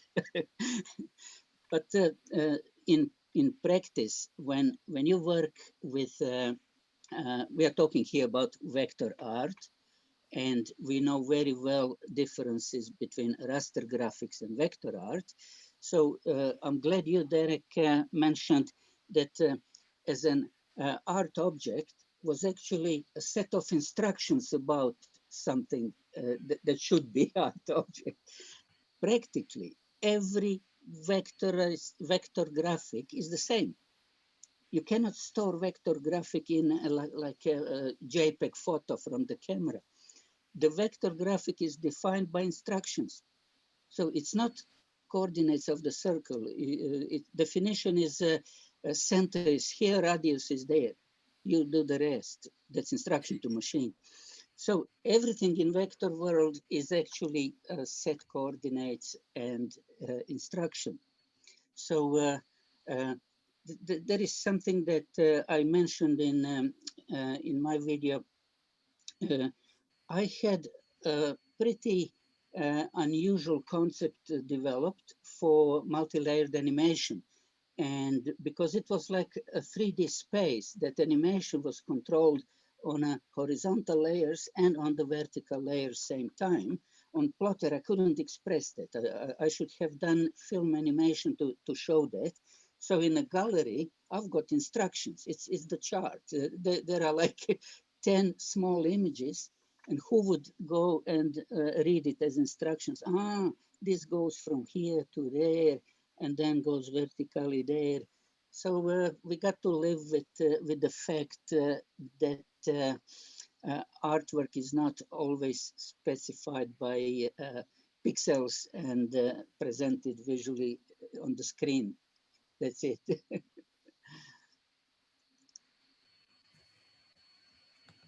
I have one more question from the audience, I think.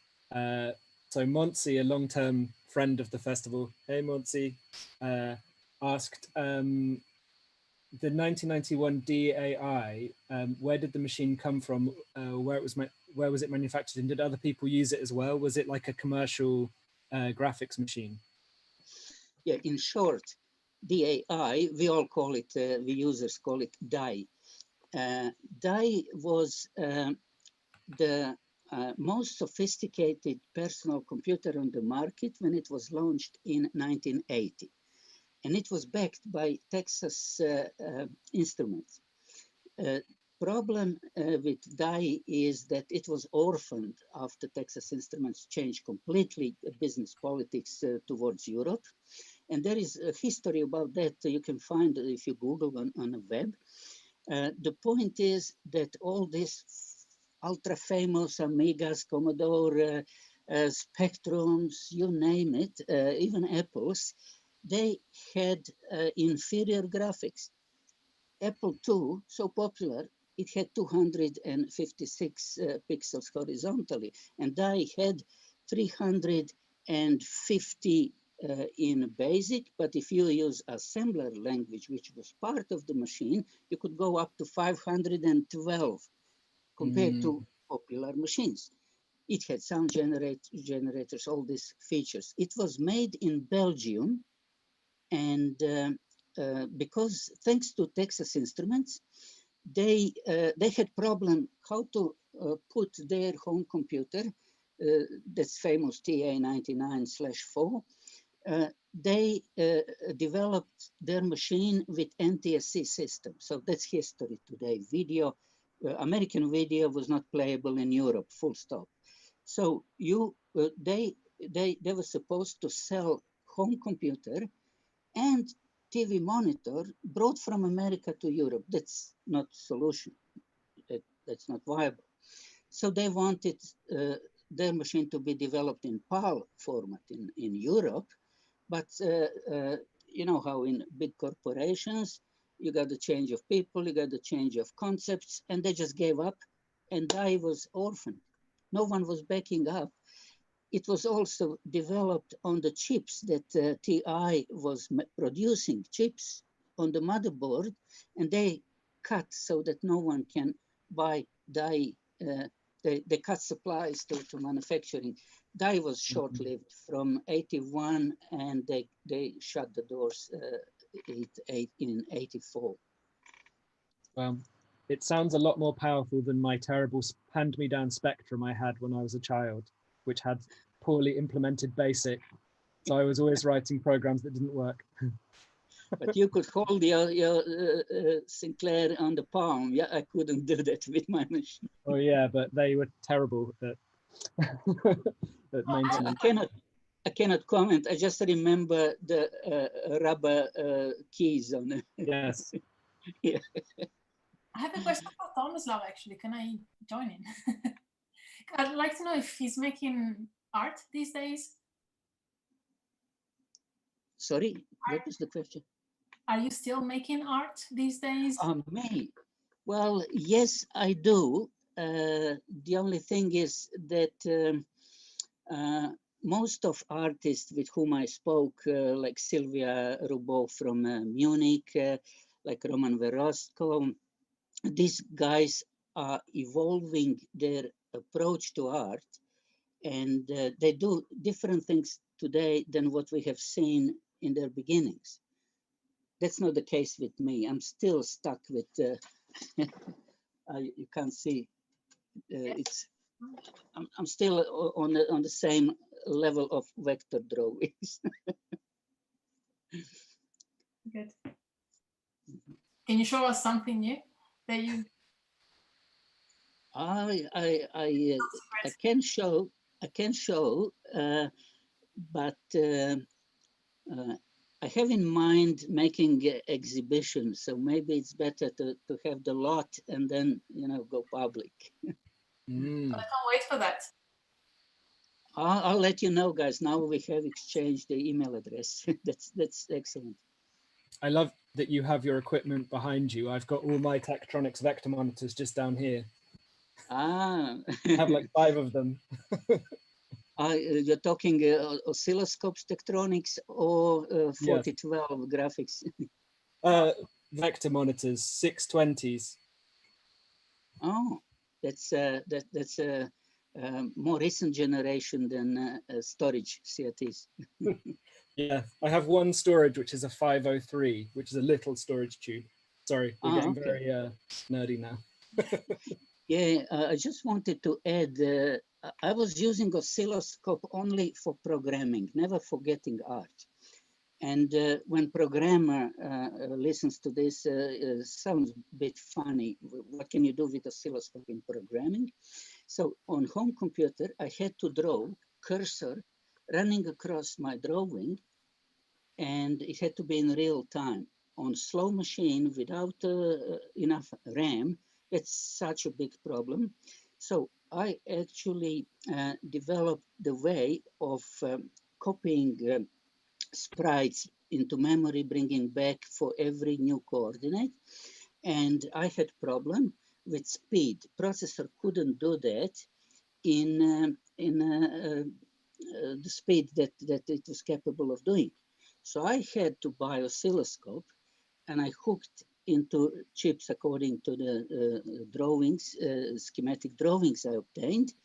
And I was waiting for every vertical, horizontal refresh call. And then I triggered call to my subroutine. So software bits were called according to the timing of the screen refresh, so that it can be done during vertical blanking, which is just a very short time. We're talking about analog video. Today you don't have that. So it's interesting for you guys, because you're dealing with oscilloscopes in your program, a lot of oscilloscope arts. Since Ben Lapowski to today, it's been in use. But I haven't heard that a programmer needed that tool for programming graphics. It's interesting to me that you're doing synchronous stuff with video, because a lot of Ivan, Derek's software, and a lot of the users who develop analog systems who we've presented also have to do things synchronously. With PAL or NTSC, a lot of artists are still using, we don't cover raster graphics so much, but in the wider community, there's lots of hybrid approaches where people are linking together raster and vector graphics and rescanning with a camera, the oscilloscope screen, but they also want synchronization. I think some of the older systems made it easier to access directly the horizontal and vertical blanking like you're talking about, and doing things synchronously. Whereas now with these kind of much more advanced systems which have video outputs where you can't decode a sync pulse as easily. I know exactly what you are saying. It was called genlock. You couldn't go into TV station exactly. with a box which cannot be genlock. That's what I showed with you know, dancer in a virtual animated background. The digital video killed genlock. Today you don't need to have two synchronized things. You just put them into machine digitized. That's it.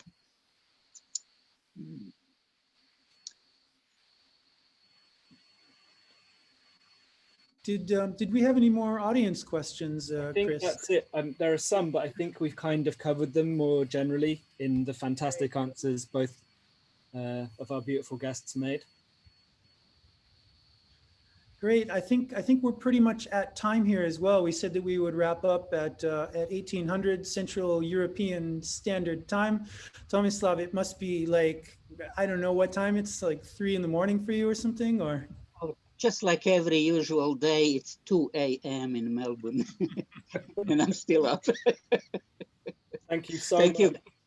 Yes, thank you both of you so much for joining us and for all the extra time you've given us. Thank you very much, guys, for letting me participate. And Francesca, I watched the film just shortly before this meeting. I'll definitely talk to you by email about this because I didn't know that we have interest in the same field, which is today really only a niche in art, generally looking. Absolutely, it was just like pure pleasure to talk to you, to listen to your talk, and to listen to the audience. My pleasure. And thank you for this platform. I mean, it's amazing, especially at this time, these crazy times. It's a really great place to connect. That's right. Yeah. Oh, good. I'm so happy that no one objected to one more Zoom in the COVID era. No, it's been absolutely lovely. Thank you both for taking time out of your lives to do this with us. And I hope that you and our viewers on the YouTube there all are excited to check out some things. We will do the online screenings at 9 Central European Standard Time. So that's in about 3 hours from now. And the program that we will have will include quite a few works from Tomislav Mikulić, works from 1972 to 79, a work from Paloma Kopp in New York called Signal Culture Series, which she made in residency in Signal Culture. I'm in the right zone, aren't I? Yeah. Rue, and then Rue Bainbridge. Yeah, also New York. And the mysterious artist named Potar Anar. Yes. And tomorrow we'll also have another great set of panelists and some other great talks. We mentioned some of them today. So like Scooby Leposki will be talking about Ben Leposki, and Benjamin Heisberger and Bernd Rodram talking about Heinrich Heisberger and the rhythmograms, which the huge harmonograph and generative photography type work. And then James Nolan Gandhi, which Derek also mentioned, who makes these beautiful mechanical drawing machines. I think that's going to be a really great panel too. And I wish we could have had everyone in the same room together, because I think there would have been a lot of conversations. And thanks to all the viewers for watching. Thank you. Thanks a lot. Thanks for help to get into Zoom. I struggled a bit. We all do. I always do. This is Vector Hack signing off from Stockholm, the UK, Australia, and RIjeka, Croatia. Excellent.